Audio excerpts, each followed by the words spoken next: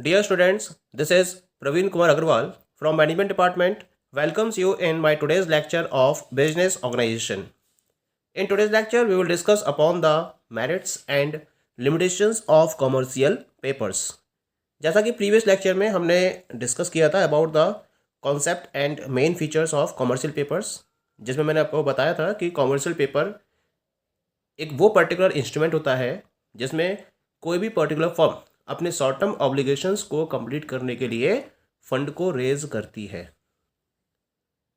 ये एक तरीके का प्रोमिसरी नोट होता है जिसमें एक पर्टिकुलर पीरियड ऑफ टाइम के बाद कंपनी प्रिंसिपल अमाउंट के साथ साथ इंटरेस्ट को पे करने के लिए प्रॉमिस फॉलो करती है अपने कस्टमर्स के साथ में, और शॉर्ट टर्म के लिए लार्ज क्वांटिटी में फंड को रेज किया जाता है। और ये जो टाइम पीरियड होता है वो 90 डेज से लेकर 364 डेज तक के लिए अवेलेबल रहता है। तो इस तरह से हमने इसके कुछ पॉइंट्स को डिस्कस किया था। आज के लेक्चर में हम डिस्कस करेंगे कि कॉमर्शियल पेपर्स की क्या क्या मेरिट्स हैं, यानी कि अगर कोई भी फर्म या कोई भी कंपनी अपने शॉर्ट टर्म ऑब्लिगेशंस को कंप्लीट करने के लिए कॉमर्शियल पेपर को मीडियम बनाती है, एक टूल की तरह यूज़ करती है, तो क्या क्या मेरिट्स रहती हैं इसकी। The very first merit is that a commercial paper is sold on an unsecured basis and does not contain any restrictive conditions. सबसे बड़ी बात है कि जो कॉमर्शियल पेपर है ये एक अनसिक्योर्ड इंस्ट्रूमेंट होता है। यहाँ पर कंपनी को किसी भी टाइप की सिक्योरिटी के लिए प्रॉमिस नहीं करना होता है, ना ही अपनी असेट्स पर किसी भी तरीके का चार्ज क्रिएट करना होता है। और इसके साथ साथ सबसे बड़ी बात है इसके अंदर कि बहुत सारी रेस्ट्रिक्टिव कंडीशंस नहीं होती हैं, यानी कि अगर वो डिफरेंट फाइनेंशियल इंस्टीट्यूशन से या अदर बैंक से लोन अरेंज करती है शॉर्ट टर्म के लिए, तो उसको डिफरेंट टाइप के टर्म्स एंड कंडीशंस को फोकस करना होता है, डिफरेंट टाइप के रेस्ट्रिक्शंस को फोकस करना होता है, जबकि कॉमर्शियल पेपर्स में उसे इस तरह के किसी भी रेस्ट्रिक्शन को फेस नहीं करना होता है। Second merit is that as it is a freely transferable instrument it has high liquidity. क्योंकि ये क्या होता है, जैसे क्योंकि ये टाइप का प्रोमिसरी नोट है और हम जानते हैं जो प्रोमिसरी नोट्स होते हैं वो क्या होते हैं, फ्रीली ट्रांसफरेबल होते हैं। तो इसलिए कॉमर्शियल पेपर्स भी क्या होते हैं, फ्रीली ट्रांसफरेबल इंस्ट्रूमेंट्स होते हैं। और फ्रीली ट्रांसफरेबल इंस्ट्रूमेंट्स होने की वजह से इनकी लिक्विडिटी हाई लेवल की होती है। They are highly liquid in nature, जिसका फायदा कंपनी को लिक्विड असेट्स के फॉर्म में मिलता है, क्योंकि इसको इजिली एक पार्टी से दूसरी पार्टी को ट्रांसफर किया जा सकता है। Third one is that it provides more funds compare to other sources. Generally the cost of CP to the issuing firm is lower than the cost of commercial bank loans. सबसे बड़ी बात है कि जब हम अदर फंड्स से compare करते हैं तो उनके कंपैरिजन में ये ज़्यादा फंड प्रोवाइड करता है। यानी कि हमने स्टडी किया था जो लार्ज फर्म्स हैं या जो लार्ज ऑर्गेनाइजेशंस हैं वो क्या करती है, लार्ज क्वांटिटी में फंड को रेज करने के लिए कॉमर्शियल पेपर का यूज़ करती हैं। तो इस तरीके से अदर सोर्सेज से कंपेयर करने पर हमें ये फाइंड आउट होता है कि इस पर्टिकुलर इंस्ट्रूमेंट के हेल्प से हम ज़्यादा फंड रेज कर सकते हैं। और इसके साथ साथ एक फ़ायदा और रहता है इसमें कि सीपी यानी कॉमर्शियल पेपर्स के थ्रू जब हम फंड को रेज करते हैं तो जो इसकी कॉस्ट है फंड को रेज करने की, that is very much lower in comparison to the cost of commercial banking loans. यानी कि कॉमर्शियल बैंक से आप जो लोन लेते हो उस पर जो कॉस्ट आपको पे करनी होती है उसके कंपैरिजन में सीपी की कॉस्ट काफ़ी कम होती है। तो एक तरीके से this is one of the beneficial instrument to large corporations. Next merit is that a commercial paper provides a continuous source of fund. ये एक तरीके का, सबसे बड़ी बात क्या होती है, ये एक तरीके का कॉन्टिन्यूस सोर्स ऑफ फंड है। यानी कि कॉन्टिन्यूस वे में आप इस फंड को, इस सोर्स को यूज करके फंड को रेज कर सकते हो। यानी शॉर्ट टर्म के लिए आपने फर्स्ट टाइम कॉमर्शियल पेपर्स को इश्यू करा, फिर सेकंड टाइम इश्यू कर दीजिए, फिर थर्ड टाइम इश्यू कर दीजिए, और इस तरह से आप कॉन्टिन्यूस वे में इस सोर्स के हेल्प से फंड को रेज कर सकते हो। ये इसका एक और बेनिफिट रहता है, क्योंकि है क्या इसके साथ में, their maturity can be tailored to suit the requirement of the issuing firm.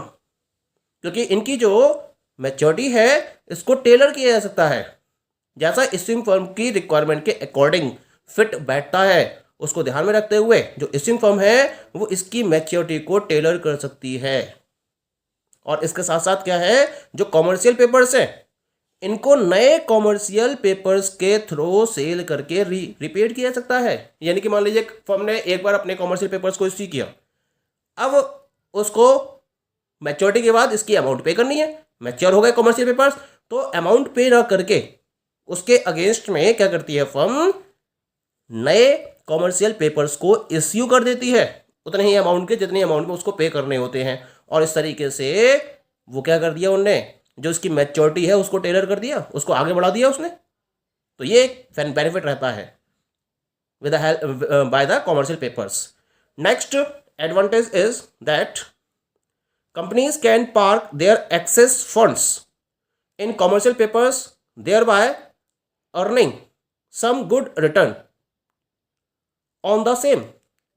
जो कंपनीज हैं वो क्या कर सकती हैं, कंपनीज अपने एक्सेस फंड को कॉमर्शियल पेपर्स में इन्वेस्ट कर सकती हैं और इन्वेस्ट करने के बाद फायदा क्या होगा, वो उस पर अच्छा रिटर्न अर्न कर सकती हैं। मान लीजिए कोई कंपनी है, उसे क्या करा, किसी दूसरी कंपनी के द्वारा इश्यू किए गए कॉमर्शियल पेपर्स में अपने एक्सेस फंड को इन्वेस्ट कर दिया। तो इन्वेस्ट करने का फायदा क्या मिलेगा उसको, कि वो इसके हेल्प से ज़्यादा रिटर्न या बेटर रिटर्न को अर्न कर सकती है। ये भी बेनिफिट रहते हैं कॉमर्शियल पेपर्स के। Next and the last merit of commercial paper is that because commercial paper is required to be rated, good rating reduces the cost of capital for the company. सबसे बड़ी बात क्या है कि जैसे डिफरेंट टाइप के bonds के relation में जो क्रेडिट एजेंसीज होती हैं या रेटिंग एजेंसीज होती हैं वो रेटिंग प्रोवाइड करती हैं, ऐसे ही कॉमर्शियल पेपर्स के रेफरेंस में भी different rating agencies rating provide करती हैं इसको। और अगर किसी पर्टिकुलर कॉमर्शियल पेपर की रेटिंग अच्छी होती है तो उस केस में कंपनी की जो कॉस्ट ऑफ कैपिटल है वो रिड्यूस हो जाती है। रेटिंग क्या होनी चाहिए, रेटिंग मस्ट बी बेटर। अगर रेटिंग बेटर है तो उस केस में उसकी कॉस्ट कंपनी को कम बियर करनी पड़ती है। यानी कि अगर रेटिंग ज़्यादा है तो कॉस्ट कम हो जाएगी, लेकिन अगर रेटिंग कम है तो कॉस्ट ज़्यादा भी हो जाएगी। तो अगर रेटिंग का इसमें एडवांटेज मिलता है to the issuing firm. Okay, so these all are the merits of commercial papers. Now we will discuss about the limitations of commercial papers। benefits हैं अगर इसके तो कुछ particular limitations भी हैं commercial papers की। तो क्या क्या limitations है commercial papers की, let us discuss it one by one। the very first limitation is that only financially sound and highly rated firms can raise money through commercial papers। new and moderately rated firms are not in a position to raise funds by this method। सबसे बड़ा जो disadvantage है commercial papers का वो है कि अगर कोई पर्टिकुलर फर्म है जो फाइनेंशियली साउंड है, यानी कि उसकी फाइनेंशियल पोजीशन काफ़ी स्ट्रांग है और जिसकी रेटिंग हाई लेवल की है, तो वो तो कॉमर्शियल पेपर्स का यूज़ करके फंड को रेज कर सकती है अपनी हाई रेटिंग का और अपनी फाइनेंशियल पोजीशन का एडवांटेज लेते हुए। लेकिन सपोज करिए कोई ऐसी फर्म है जो न्यू है मार्केट में, या फिर जिस पर्टिकुलर फर्म की जो रेटिंग है वो मॉडरेट है, एवरेज लेवल पर है या लोअर लेवल पर है, और फाइनेंशियली वो कंपनी साउंड भी नहीं है या फाइनेंशियली इतनी ज़्यादा स्ट्रांग नहीं है कंपनी, तो वो कंपनी इस मेथड के हेल्प से फंड को रेज नहीं कर सकती। That particular company is not in a position to raise funds with the help of this method.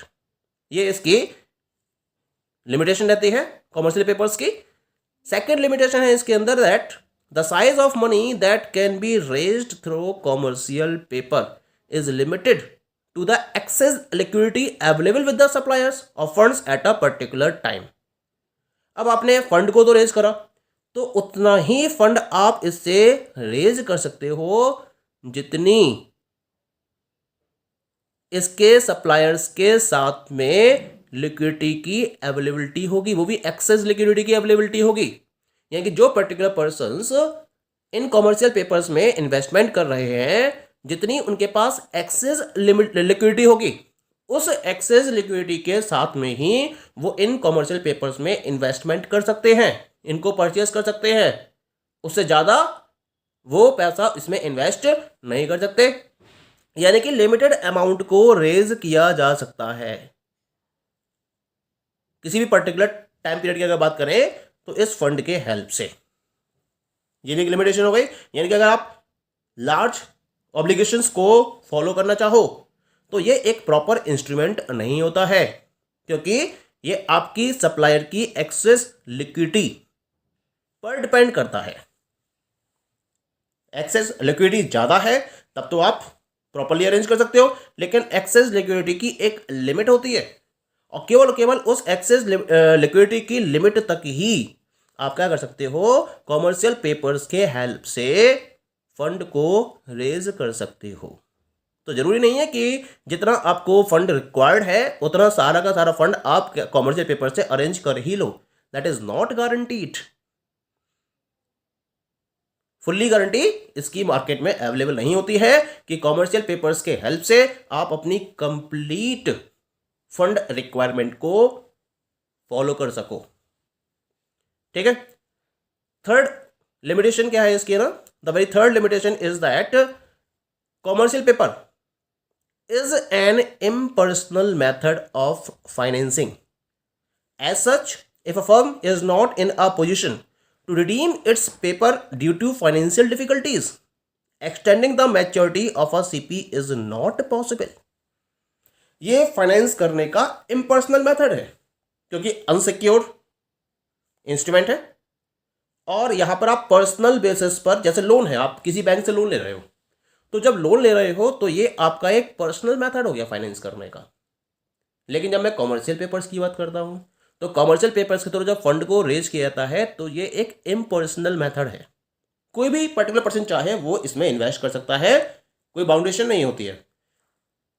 इसका सबसे बड़ा डिसएडवांटेज क्या है, मान लीजिए कि एक पर्टिकुलर फर्म है जो अपनी फाइनेंशियल डिफिकल्टीज की वजह से कॉमर्शियल पेपर को रिडीम करने की पोजीशन में नहीं है, यानी कि कॉमर्शियल पेपर्स उसने इश्यू करने के बाद जब इसको मैच्योरिटी पर रिडीम करने का नंबर आया तो फर्म फाइनेंशियल डिफिकल्टीज को फेस कर रही है और उन डिफिकल्टीज की वजह से फर्म उन पर्टिकुलर कॉमर्शियल पेपर्स को रिडीम नहीं कर सकती।